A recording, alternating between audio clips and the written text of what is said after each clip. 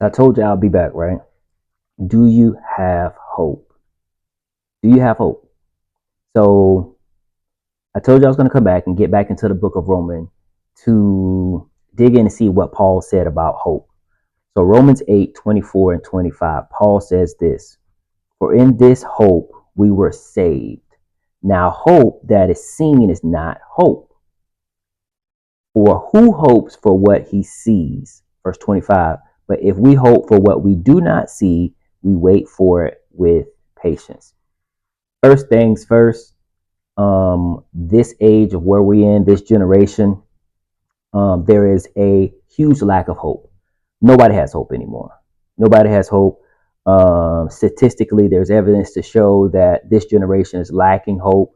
We can see it in the number of suicides. I read a statistic just a couple of days ago about how many suicides there have been in 2025.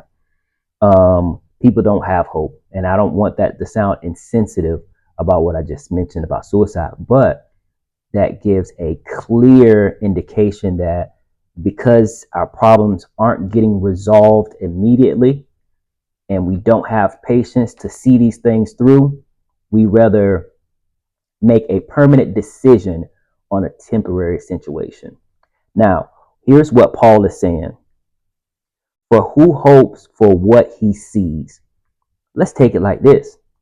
A main reason why we don't have hope is because we see so much. Social media, you see everything. You don't have to hope for nothing. You don't have to hope for nothing. You see everything. People are we're putting everything out on social media. Men, we don't hope for women anymore because she's showing it all. Women, you don't hope for men because we in the gym showing it, shirts off and everything. And so there is no hope. And because there is no hope, when we go through sufferings, we go through trials and tribulations, we're so quick to hit the termination button instead of being patient and waiting on God. That's why Paul is saying, but if we hope for what we don't see, we wait for it with patience. So hope is what so I put it like this: in order for hope to be activated, we have to have patience. We have to have patience. And what are we hoping for? We're hoping in God.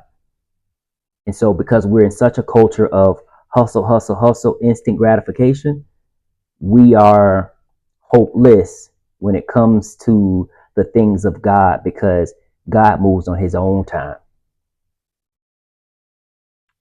Take heed, brothers and sisters. Have hope, because having hope should not put us to shame.